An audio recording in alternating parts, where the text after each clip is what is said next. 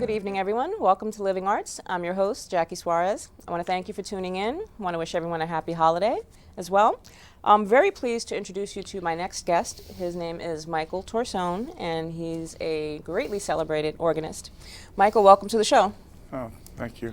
It's great to be here. Yeah, no, I was, been looking forward to this. I have just been looking up so many different things about your career, and this was just something that I really wanted to hear from you personally. So why don't you give me a little background on, or give our audience Well, rather, a little background on your music. Musically, I'm not a person who studied music formally. I'm what you would call a self-taught, Are you really? play-by-ear type musician.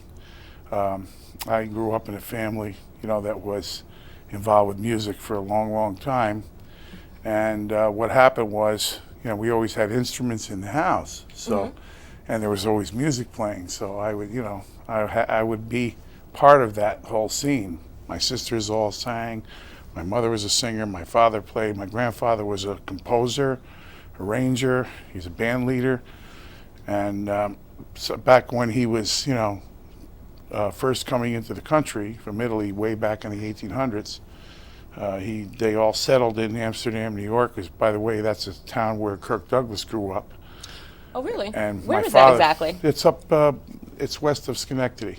Okay. And my father used to actually play with Kirk Douglas when he was a kid. And he used to tell my father that he was going to be an actor someday. And my father used to say, "Oh, well, okay, all right." And he said, "I'm going to get out of this town." And sure enough, he did. Well, my grandfather had a music store there in Amsterdam. He used to have sell records, music. He used to give music lessons. I had bands, orchestras. He taught in the school. And it was like, like prior to the Depression. And then when the Depression broke in, my grandfather started to, look for other ways to make a living, to support his two sons and so forth. And the music just wasn't making it. My grandmother was selling jewelry house to house, trying to, make a few dollars doing that.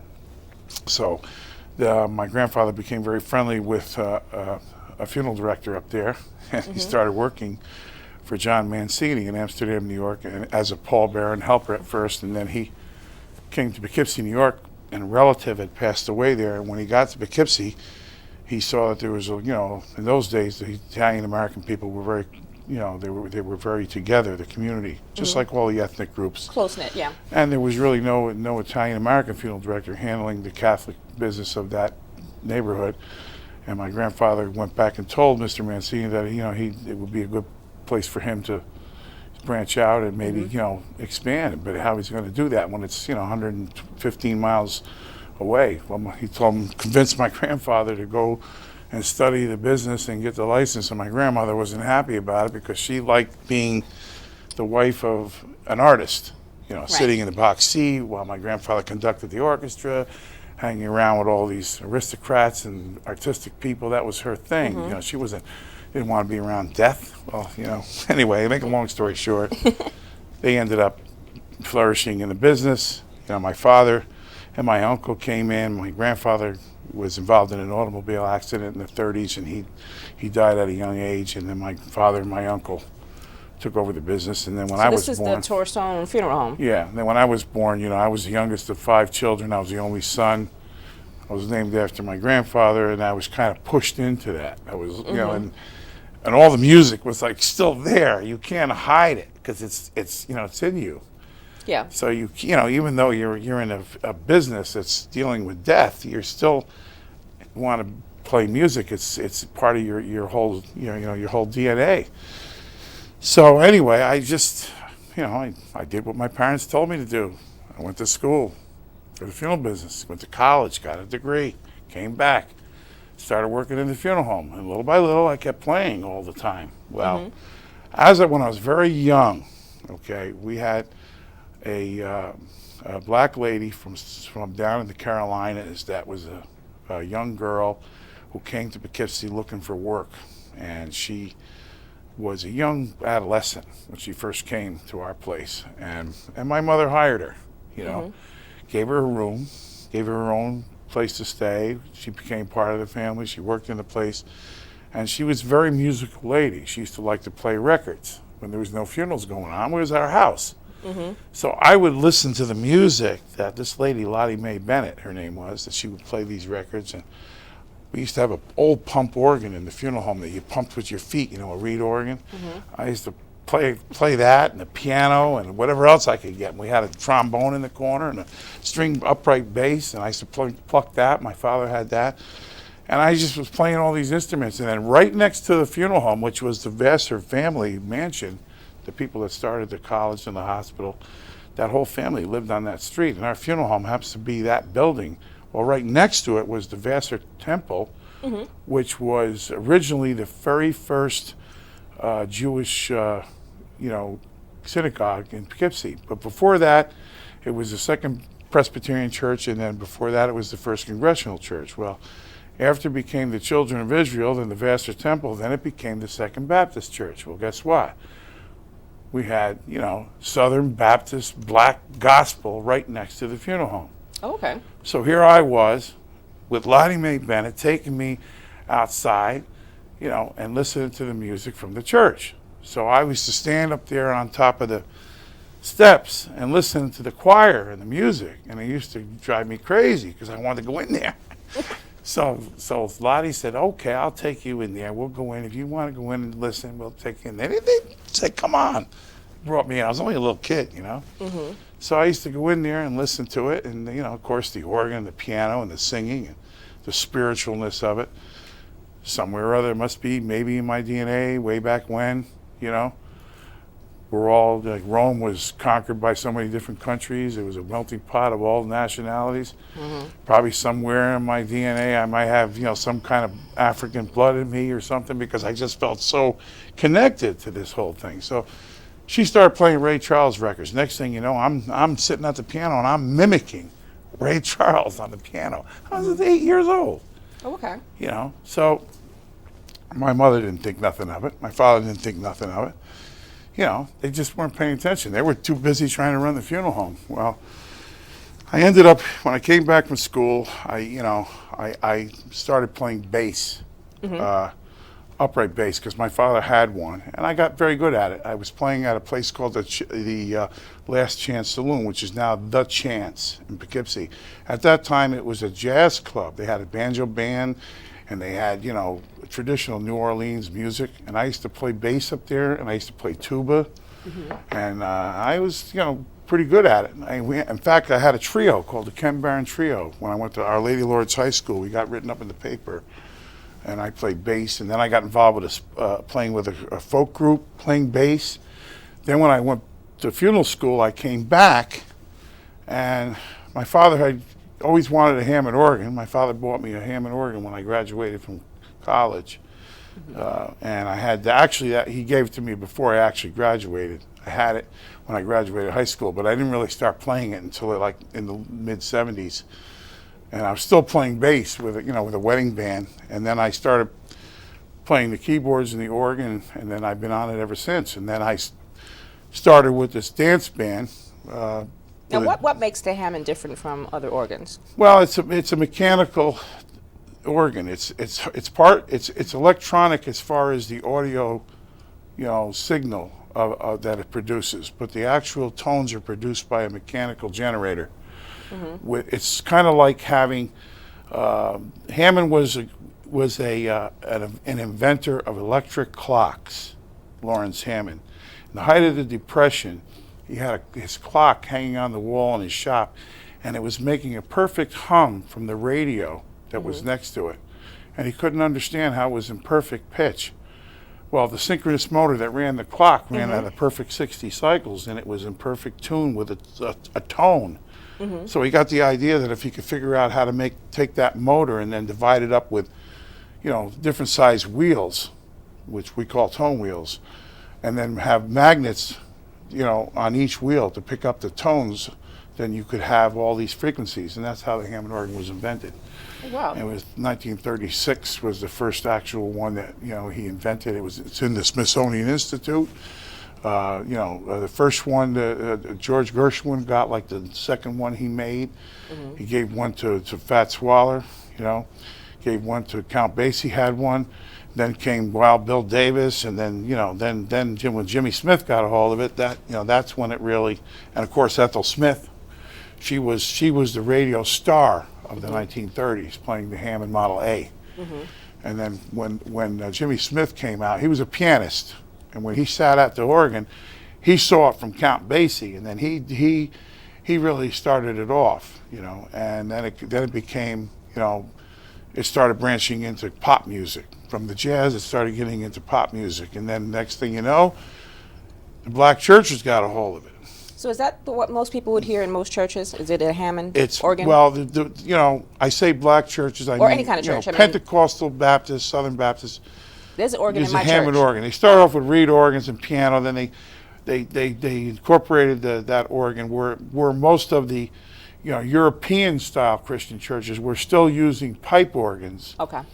And the problem was that the black churches, a lot of them were poor. They didn't have the money to buy a pipe organ. Were very expensive, and this Hammond was a new thing out, and it was, a little cheaper. It was a lot cheaper. It was very reliable, and became very popular with the churches. And then once the churches got it, and then the R&B people started learning how to play organ in church, and then they started doing soul music and blues and jazz, and it just blew up.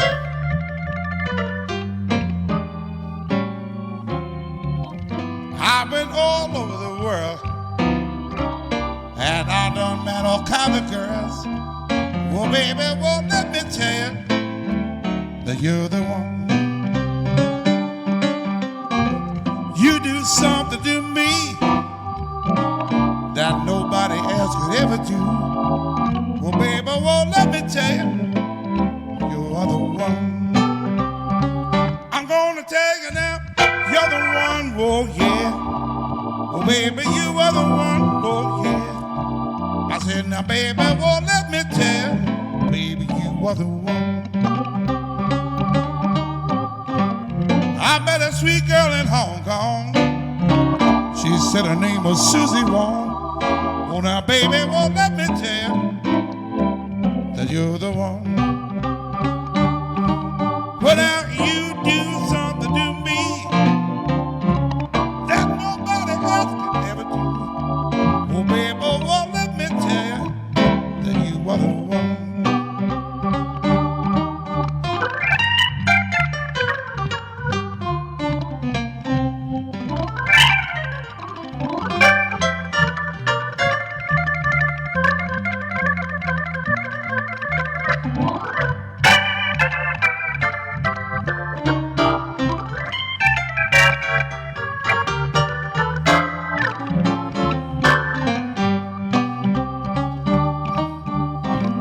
I done had all kind of babies do all kind of things to me. Well, now, baby, let me tell you, you're the one. Well, now, you do something to me, well, that nobody else could ever do. Well, now, baby, let me tell you, you're the one. I said, you are the one. Baby, you are the one. Baby, you are the one.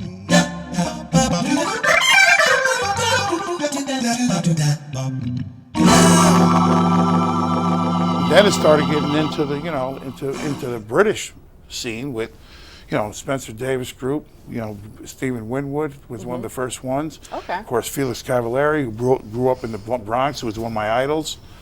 He was supposed to be a dentist. His father wanted him to be a dentist. And here he was. He's another one got influenced by black music. I mean, it's evident in his playing, his style, his singing. I mean, I love the guy. He's one of my top. I've been personal friends with him. I've worked on his equipment. I sold him organs. I've been with him. I was with him on 4th of July in Albany, this year. And he's just incredibly soulful, and he can't play anything else but that. And so that's actually the flip side of what your career has been. And then when I started, you started repairing the organs. When I got out of school, I was working in the funeral home. I started a band called Just Two. It was myself on Hammond organ, and another guy on drums named Bob Germano. We had a very unbelievable harmony together. Our voices were like the Righteous Brothers, like the Everly Brothers. We just gelled together. We had an unbelievable rapport vocally. So we started doing the lounge scene. Back then in the '70s, there people went out. There was no drinking problems like you have now. You didn't have DWI. You had 18-year-olds drinking. You had no internet. You had no 350 television channels. It was a completely different world. You didn't have police pulling you over for DWI every 2 minutes. So there was 150 establishments in Dutchess County that had entertainment in the early '70s. So we got out there. We were playing steady for 4 years, 5, 6 years maybe longer. I can't remember. I started in '74, and I kept going with it. And then in the mid '80s, he decided he wanted to go on his way and open a disco. The early '80s rather, and I kept going with the music, but I got interested in jazz. I started getting away from The disco. and the dance music and the pop, because I didn't really like the way the music was changing in the '80s. So the heavy metal. Because the punk metal was coming in, all this new wave stuff, and it wasn't my thing. I was more traditional. I liked the '50s, '60s, and the early '70s was like my cutoff, and I just didn't like it, so I started going back to my roots, and then I started going back to jazz, and remember when I played the tuba and the bass playing Dixieland. So I started playing Dixieland again. I formed a Dixieland band with clarinet, trombone, trumpet, drums, and then I started playing piano, ragtime piano. Was that like the original quartet? Because it's was the what they Michael used. Torsone quartet. No, that was the Michael Torsone Dixieland band. That was something separate from the organ thing. I had the organ. First I had the dance band with organ and drums. Then I went to before that actually I was in a wedding band playing bass. Then I went to the duo doing the dance thing with the organ and the drums. I did that from like 1975 to probably 1984. And then by 1985, I had gone to Europe and I was doing piano bars over in Spain and stuff, doing, that kind of thing for one summer. Came back and then I was doing Elvis shows, dressing up like Elvis. And, Elvis impersonator? Oh yeah, I did that. Get out of here. Yeah. Get out of here. That is hilarious. I did that too. And, because I was good at it, and I... Were you doing the singing or just like I the know gesturing? I did the whole thing, the singing. Except, see, I knew all that music because when I played with Robbie Germano in the duo, we used to do all that music. We used to do all the oldies, all of it. I mean, there's nothing that we write. Just now, last week we played for a party, and we were playing all music from the Jersey Boys, from all the Four Seasons music, and we did all the music from Saturday Night Fever by the Bee Gees.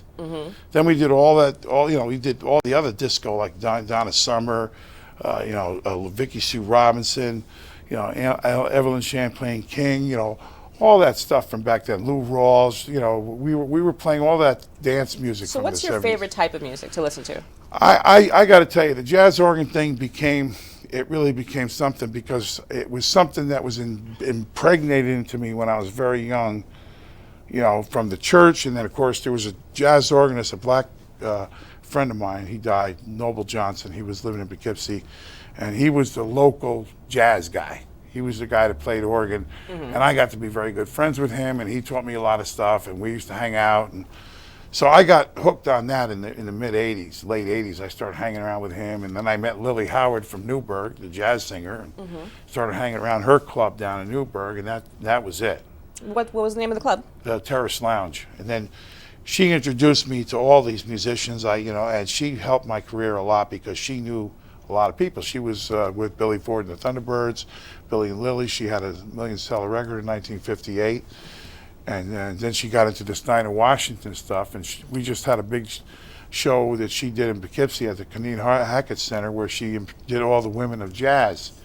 And she did a Dinah Washington tribute, and she does a hell of a job with that. And That must have been a nice show. yeah, and she's still around. She's still in Newburgh. She's still singing, not as much as she was, but she's a great artist for you to get on the show too at some time. You ought to talk Lily to her. Howard. Yeah. I'll make a note of that. And anyway, so she got me involved with this. I met this guy, Sal Giorgiani, sax player, down at her club back in, like 1986 or something like that, 85. And I heard him play, and we just hooked up, and next thing you know, I started an organ group with him. Oh, so he was playing the organ as well? No, he's sax. But Okay. He influenced me, though. So then I decided that I was going to form my own organ group, and I started playing at this club called JD's Backyard in Poughkeepsie. It was right next to the Bardavon Theater on Market Street, and we used to pack the place.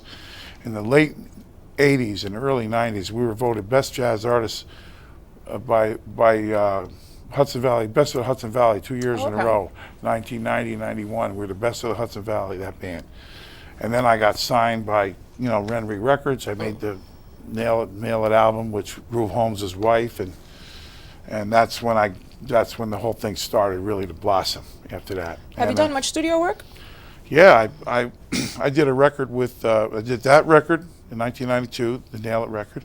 Before that, I recorded my Mercy, Mercy, Mercy album, which was a compilation of some jazz and some R&B vocals.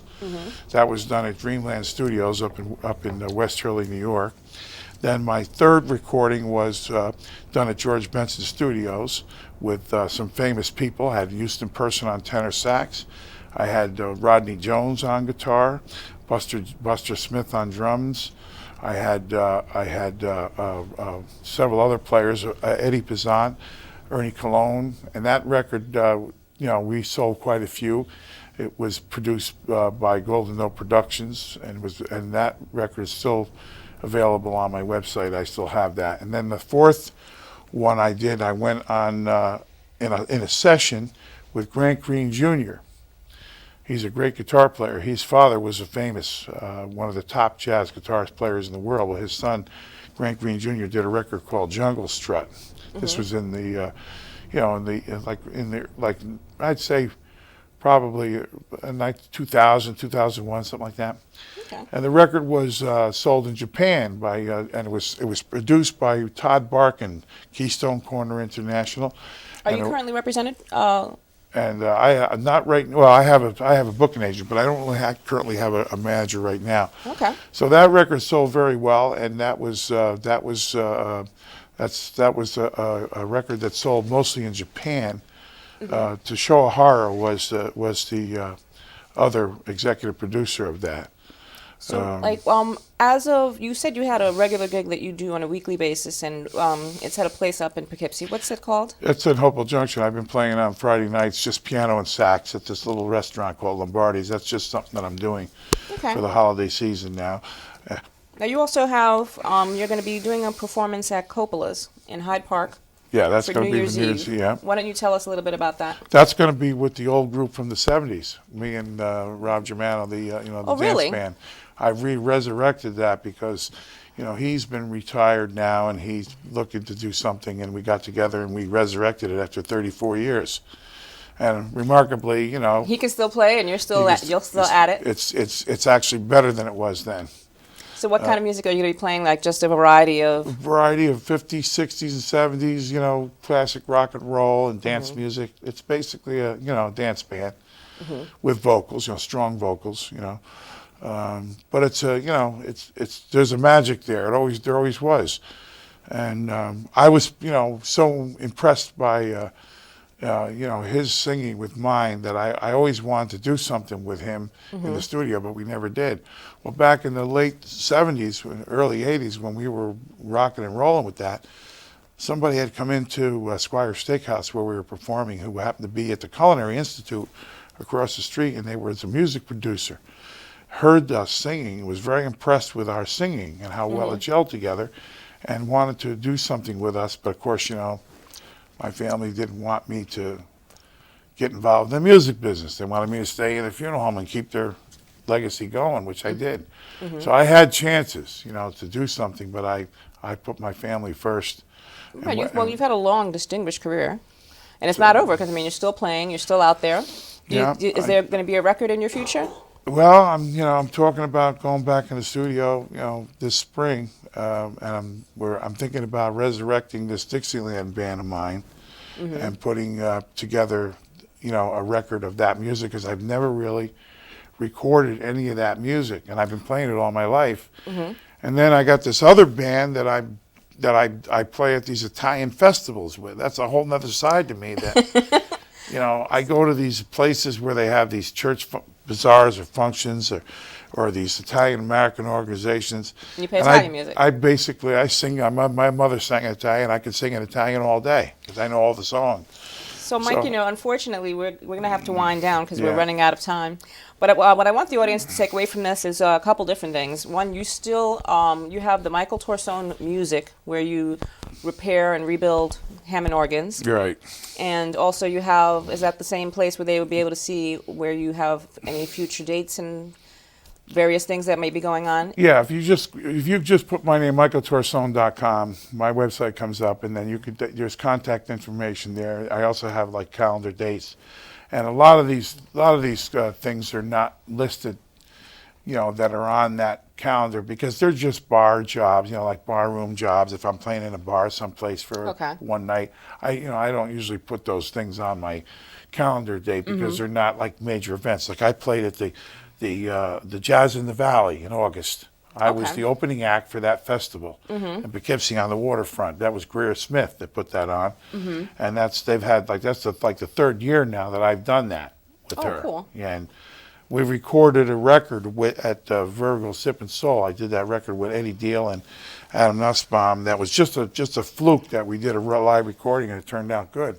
So for them, anybody that wanted to book you or to find out more information, they're going to go to michaeltorsone.com. Yeah, and they could get a hold of me that way. Of course, my email address is easy to remember because I play a B3 organ, Hammond Okay. B3, so it's Michael T.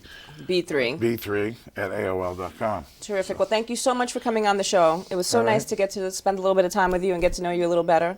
Okay. To our Living Arts audience, I want to thank you for tuning in.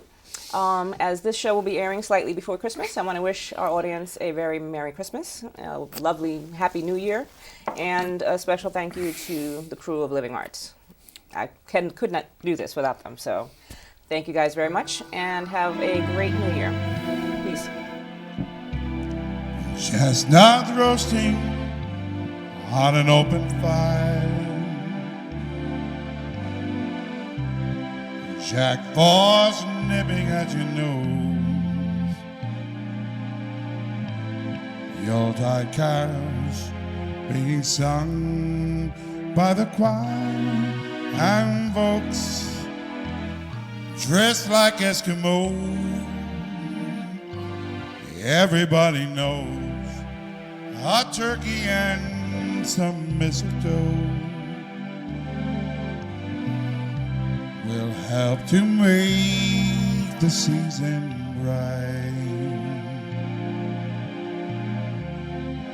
Friday tots, their eyes all aglow, will find it hard to sleep tonight.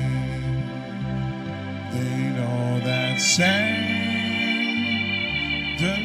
on his way. He'll load lots of toys and goodies on a sleigh, and every mother's child is gonna spy. Do see if reindeers really know how to fly. And so I'm offering this simple phrase to kids from 1 to 92. Although it's been said many times, many ways, Merry Christmas, Merry Christmas, Merry Christmas.